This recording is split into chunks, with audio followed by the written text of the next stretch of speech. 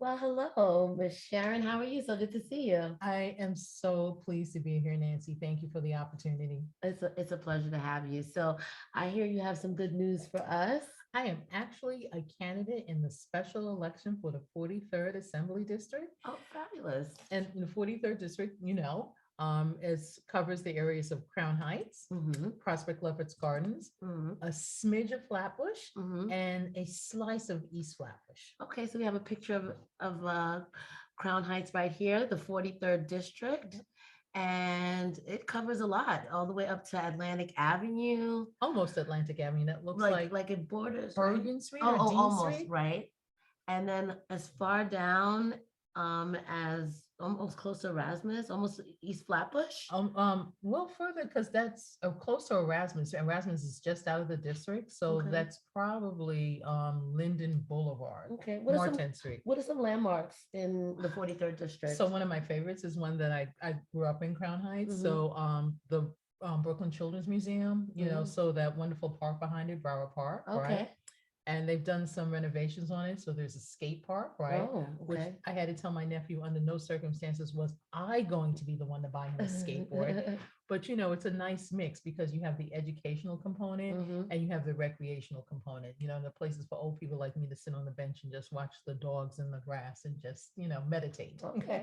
All right. So you're running for the state assembly seat. Yes, ma'am. Okay. And that's in the 43rd district, state assembly. Correct. Could you explain a little bit about what an assembly member is And and it's what you so do? funny because I have a 10-year-old niece who I adore. Juliana is my star, right? Mm-hmm. And I said, Auntie Sharon's thinking about running for the state assembly. So I got that wrinkled nose that a 10-year-old does. And I'm like, it's like, well, what's the state assembly? Well, listen, a lot of adults don't know either. Okay, not just your 10-year-old. A lot of adults don't know, and that's okay. We're gonna break it down right here today. So go ahead. Tell us a So, little bit about the assembly. so I explained to her that, it's a form of government. It's New York State's form of government. So, for example, if you're in the federal government, you have the president, who's the executive. Mm-hmm. You have the legislative branch, which is the the Senate Okay. and the House of Representatives, right? Okay. And you have the judicial branch, which is the Supreme Court. Okay. And just to make it a little real for her, I told her the mayor is the executive of New York City, Right. but in between you have New York State. So the executive is the governor, Kathy Hochul at the moment, right? Okay.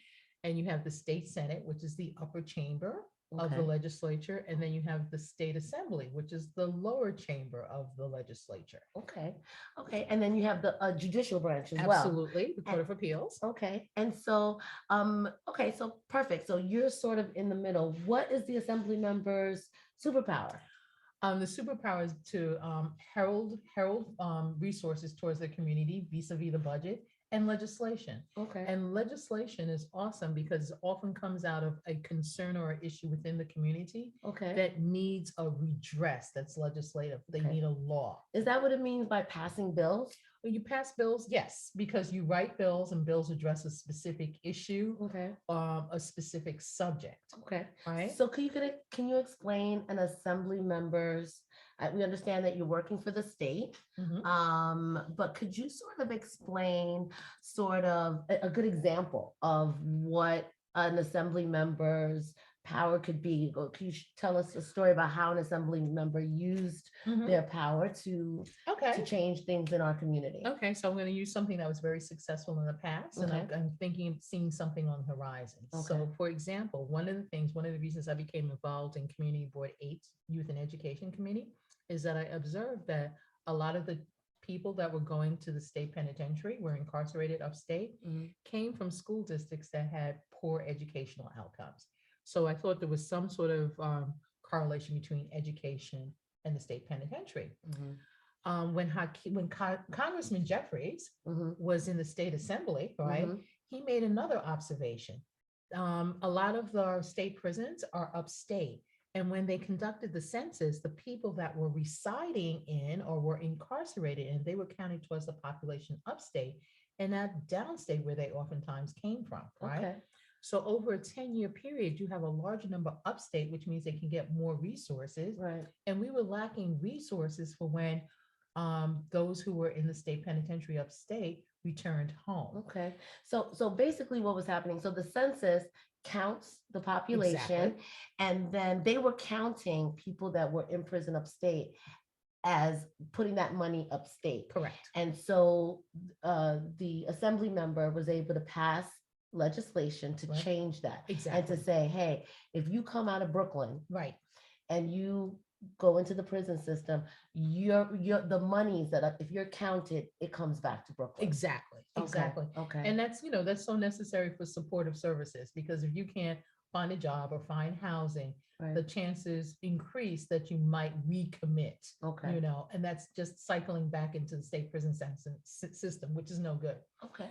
So something that I see on the horizon is addressing the housing issue in New York City, Okay. specifically in Brooklyn, because I think we're the epicenter of this. Mhm. Something called 421A, Mhm. which is a tax exemption for realtors, so that they're able to, not realtors, for developers, so they're able to build housing within New York City. Which we have right now. 421A we have right we now. do. It's going to expire June 15th, and it Okay. doesn't really work. And I'll say why it doesn't really work, for any number of reasons, but this reason in particular.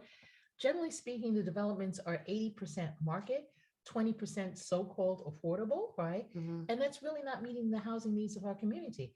And you can always have discussion about what is affordable. For me, affordable is what a wage earner can make, right? Right. And what that affords them to be able to live, what kind of housing that's going to be able to let them live in, Right. Right. And there's a big disconnect, because what is affordable is far above the means of many of the people in the 43rd. Right.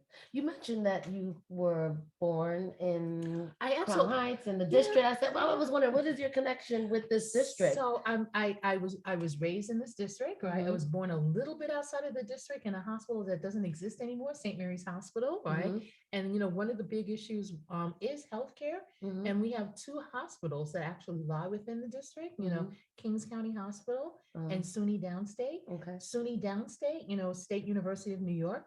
And one of the things that you're seeing is a differential in the funding for Downstate Medical Mhm. Center as opposed to Upstate Medical Center. Mm. And we've got critical needs. And when you Yes. think about them, maternal mortality, right? Mhm. I Mhm. remember losing a friend at age 35. She died in childbirth. And one of my friends is like, things like that still happen. Mhm. They happen too often Yes. in our communities. Yes. And it wasn't even an absence of her having access to healthcare. It's how the healthcare system responds to a woman, Absolutely. Oh, a Black woman in we, particular. we can go that we can have an hour-long conversation. But we're not. Okay.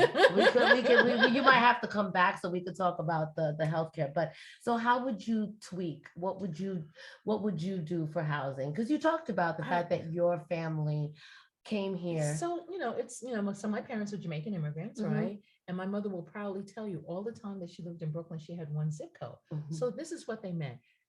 As a new immigrant, they had a one-bedroom apartment and no children. Mhm. Then they had one child, then they had two children. We need more space, right? Right. They moved into subsidized housing, Right. two-bedroom apartment. And then my father, because my mom wasn't happy living in a big building, my father promised her, because he came to the United States to finish his education, when I finish school, we will buy a house, right? Right. And they were able to, move from a one-bedroom apartment to a subsidized apartment to home ownership Mhm. in a span of 10 years.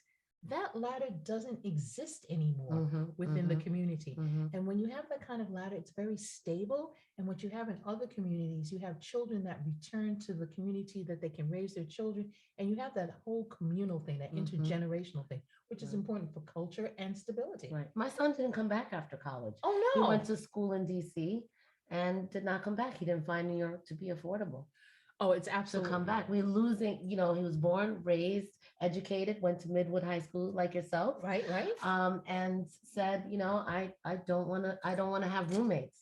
I want to. And the other interesting thing is to, where we're blessed is that we're finding a lot of people who were raised in the district or educated in the district, right, are coming back home to represent the district. That's awesome. And the benefit is there's really nothing you can tell us about our neighborhood. Right. We've seen the changes, right?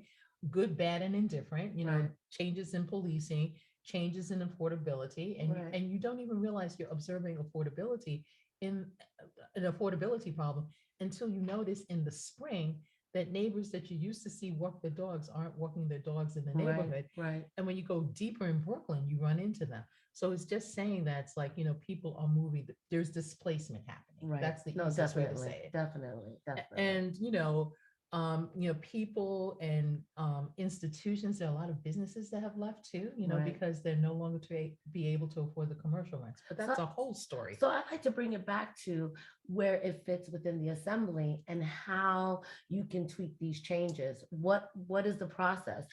So, legislatively, like, when you're talking about housing, there's something that exists now that's an incentive for developers, and it's a section of the law, it's 421A, Right, right? you mentioned that, yes. So it's not working. Right, So, and it's been tweaked, right, it's tweaked in 2015 and it's still not working. right, So the governor has actually proposed, like, let's not do this. Let's have a new code, part of the code, 425W, right? right, And of course, that's the part where the legislature weighs in on whether or not this is going to work and how we would like it to look. right, But I think this is an opportunity right. for us not to create affordable rentals, but to create affordable ownership. Mm, And that's something that we haven't seen in the community. A lot of the development that's come online has been studios and one-bedroom apartments. right, Eventually, you're going to outgrow it. And that stability that I love so growing up in the 43rd, right? right, That's changing, right. and we'd Mhm. like to see a modicum of families that grow, that were raised here, like your son, Mhm. to be able to move back home here. Right, absolutely, absolutely. And so, what are some of the other superpowers that an assembly member would like to use or that they have? Mhm. And what do you want people to know about you? What do you want people to take away from just watching this video and deciding whether or not they want to vote for you? What is it that So, they should take away? What do they know? What are you saying about who you are and okay. why they should vote for you as their Okay. assembly person? So superpower is that we have the ability to for funding, right? Right, Money, directing money towards programs or programs that are in our community so that we can better serve our community, right? okay, We've got a burgeoning senior population. mhm, I think we need to improve our schools so that children have the opportunity to excel inside and outside of the classroom. mhm, So that's after school programs. That's having more centers, having Mhm. community hubs, which is something we can fund. Now, if you talk about why Sharon Wedderburn and why this time, born and raised in this community, I've spent 20 years I'm not trying to be a politician when I've been as a community advocate, right? mhm, Working on landmarking, working on land use, working on housing, working on education. So I've really formed a stakeholder circle that we really understand those issues.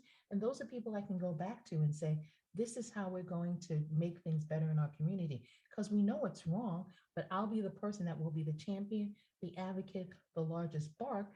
And meanwhile, I'm working on legislation and budgeting, because Okay. you have to fund the dream and you have to make the dream really real. Right. And I think just in having that authenticity and having that experience in doing it, because in my other life, Mhm. the life that pays the bills, Right. I was a financial services professional. So Mhm. you look at all sorts of things like how are we funding this? Right. What bonds are we going to issue? Right. And that's really important to have that knowledge to understand what the tweak is. Right. And have you worked within the community before? Even before the community board, I'm a member of something called the Junior League, right? Okay. And so you're part of a community board. Oh, absolutely. Community board 8 for the last, dare say, 20 years, Okay. And tell us what a community board is. So a community board is made up of, it's a city chartered entity. It has up to 50 volunteers per community, right? Each community board is coterminous with a police station, right? So a precinct, so that public safety is paramount, and that's how you deliver the services like trash pickup and all of that. That's all focused on community board. But each community board has to interact. Your job is to be a liaison to a particular city agency. Mm. So on our community board, we have something called public safety, which is fire and police, right? Right. I chaired the youth and education committee for about 15 years. Mhm. I'm now the chair of the land use committee. Mhm. And that comes out of the experience of having development nearby where our needs weren't adequately represented. Right. We knew what our vision was, but the city agencies and the state agencies imposed their will. Right. And even though that's a sad fight, that we know that we had a voice, right? Right. And then when there are challenges, in the development, we can point to, this is what we said before. Have you considered, for example, you're building all this housing.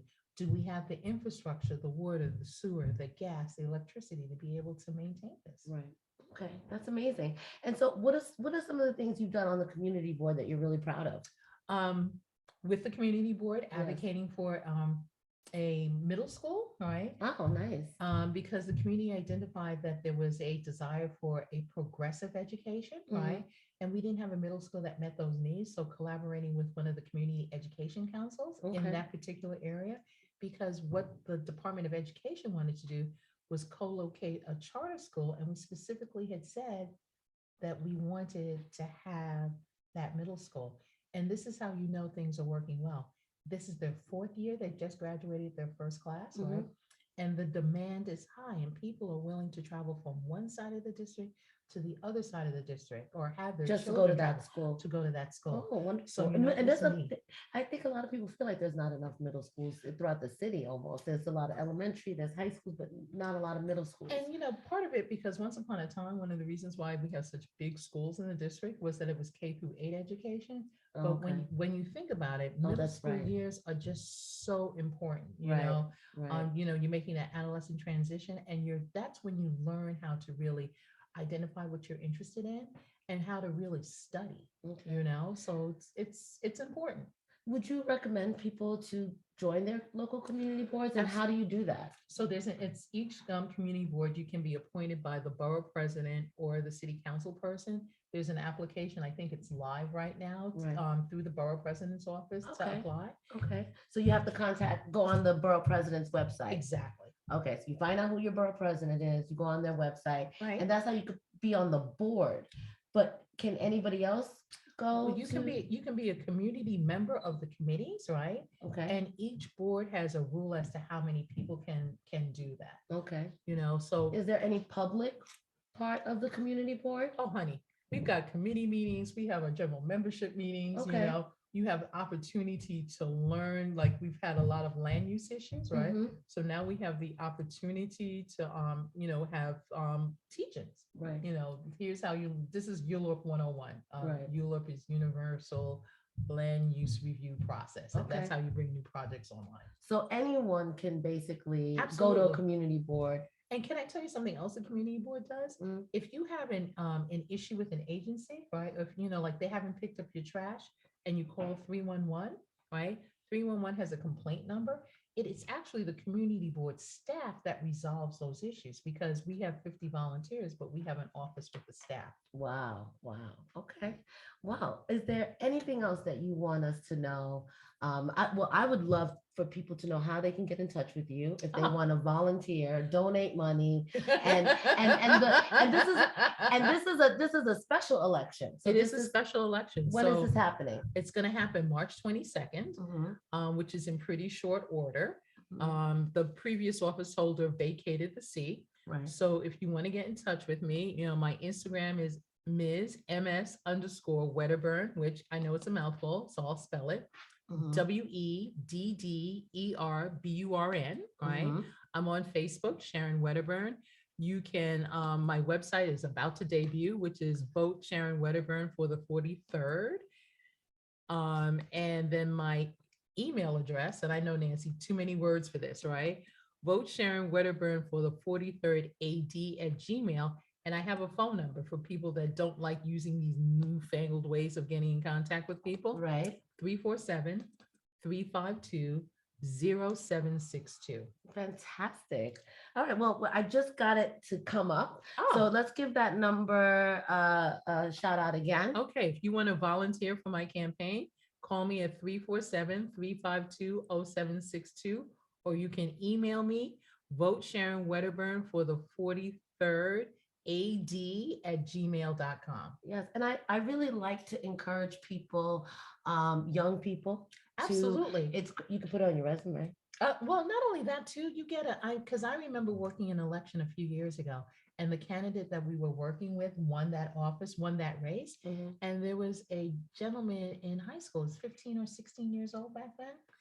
He was elated that to see all of his hard work, because he got to learn the issues, because every candidate has an issue.